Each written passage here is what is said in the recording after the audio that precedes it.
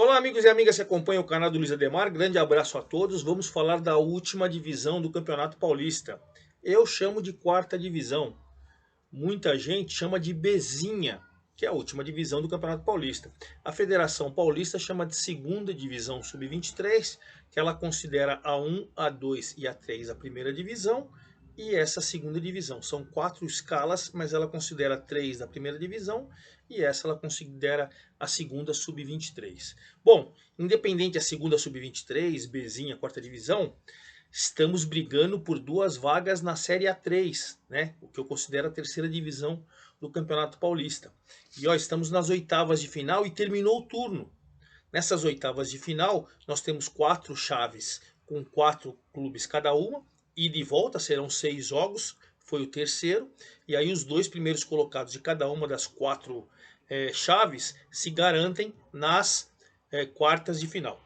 O campeonato começou, vocês lembram, com 36 clubes, divididos em 6 grupos de 6 regionalizados. Aí fizemos turno e retorno dentro dos respectivos grupos. Cada um dos 6 grupos, os 2 primeiros colocados classificaram um total de 12 e mais 4 melhores terceiros. Foi assim que chegamos nas oitavas, e nas oitavas a gente dividiu 4 grupos com 4, os 16 times. Perfeito?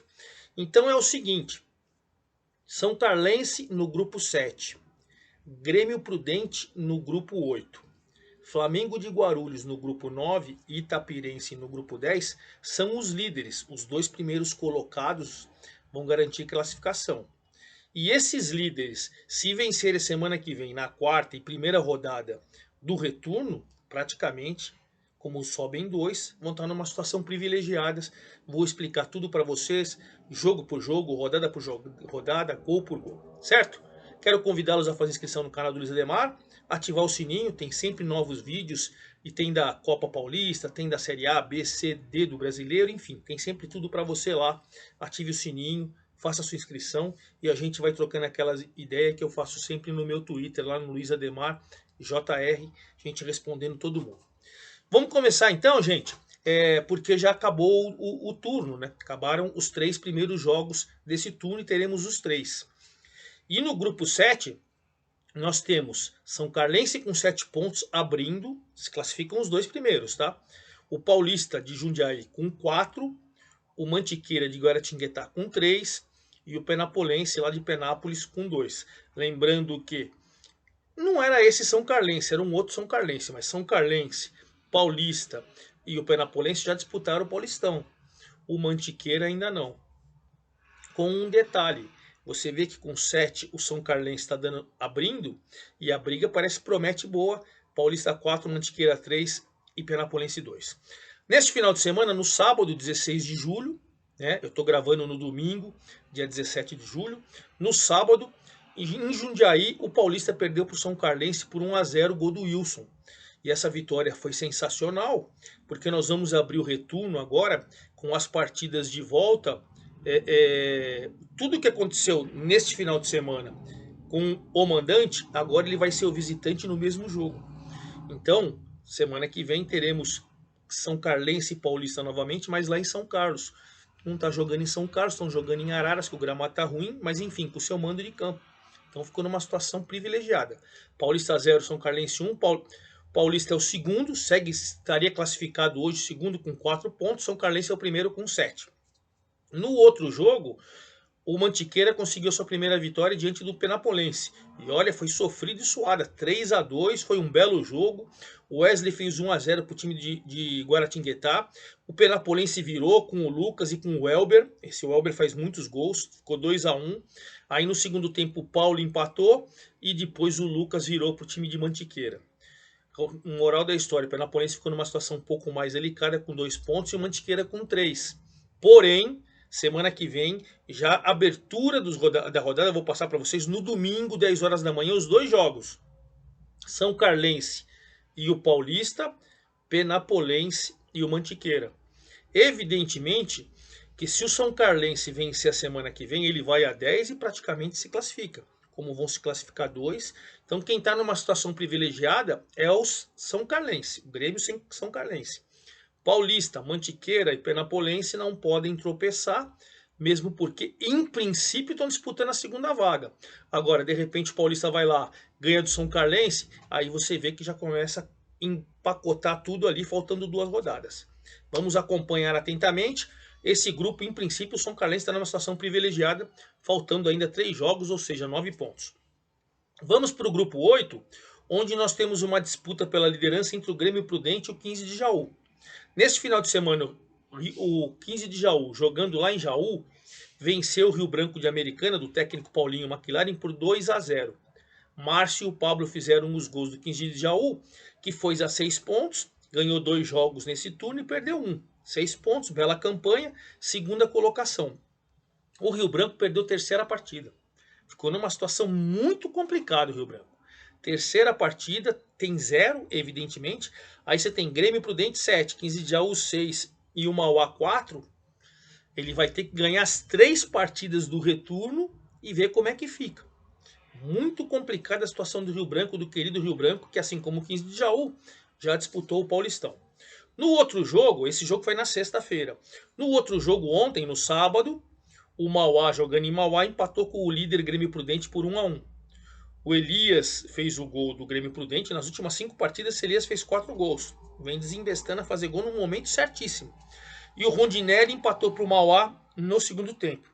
Resultado ótimo. Termina nessa fase o turno líder invicto, né? Ganhou 2, empatou 1, o Grêmio Prudente. O Mauá vai a 4. Está ali na briga com o 15 de Jaú, que tem 6. E no próprio Grêmio Prudente. Né? Com o detalhe só que é o seguinte, como eu já falei para vocês no grupo 7, agora nós vamos ter a volta.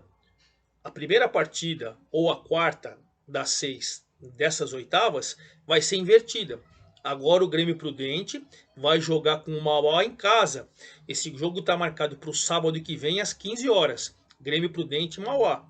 Se o Grêmio Prudente vencer, ele vai a 10, ele abre 6 do Mauá, que é o terceiro colocado, e aí faltam só 6 pontos em disputa, ele praticamente se classifica.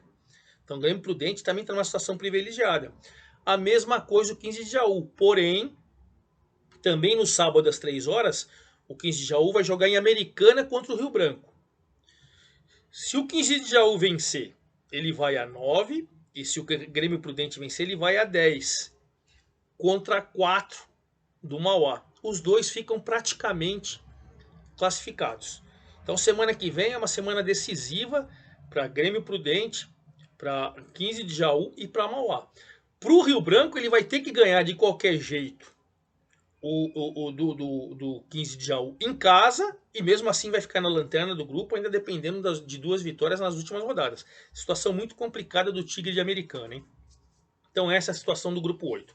Vamos para o grupo 9, onde o Flamengo de Guarulhos é o líder isolado com 7 pontos, 2 vitórias e 1 empate. Venceu na manhã deste domingo, acabou agora há pouco o resultado aqui em Guarulhos. Flamengo 2, Joseense lá de São José dos Campos 0. Vitinho e Thiago Miranda fizeram os gols do Flamengo. Flamengo foi a 7, Joseense tem 2. Terceiro colocado, já abriu 5 pontos. Aí no outro jogo, que foi ontem, em Bebedouro, a Inter atropelou o Taquaritinga. Aliás, que campanha ruim nesse turno do Taquaritinga, hein? 1 pontinho, 1 empate, 2 derrotas. Carlos cobrando falta e Christian 2 vezes fizeram os gols da Inter de Bebedouro. O Taquaritinga tomou de 0. E aí você tem Flamengo de Guarulhos 7, Inter de Bebedouro 5, Joseense 2 e Taquaritinga 1. Situação complicada. Semana que vem os jogos são o seguinte: Joseense e Flamengo, sábado às 3 horas lá em São José dos Campos. Precisa ganhar desesperadamente o Joseense. Ele tem 2, o Flamengo tem 7. Ganhando, o Flamengo ainda vai estar na zona de classificação. Se o Joseense ganhar. Se o Flamengo vencer, vai a 10. O terceiro é o Joseense com 2.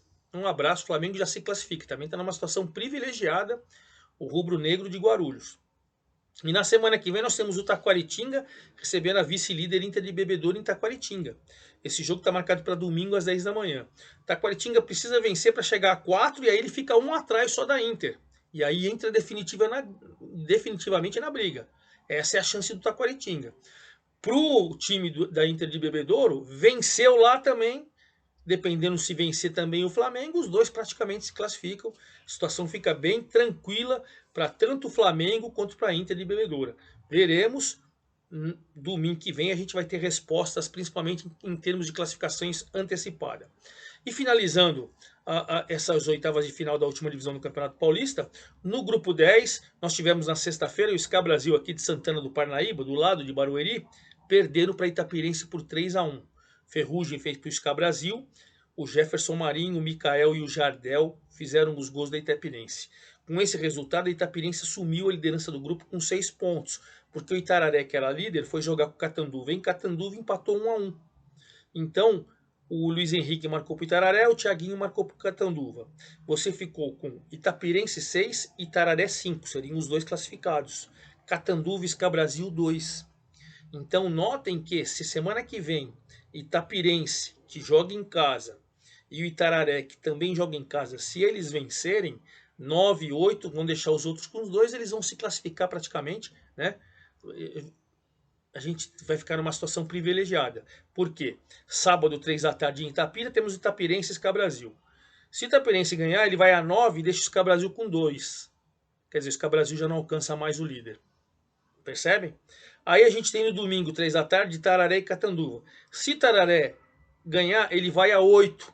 E aí tanto o SCA Brasil como o Catanduva, no máximo, chegam ao mesmo número de pontos. Mas como eles vão se enfrentar, os dois vão acabar se classificando. Percebe? Então estão de uma vitória, Itararé e Itapirense da classificação, situação privilegiada. E claro, semana que vem, assim que acabar a rodada no domingo à tarde, eu venho muito provavelmente com alguns clubes classificados ou de repente tudo embolado. É isso aí, forte abraço a todos, até a próxima.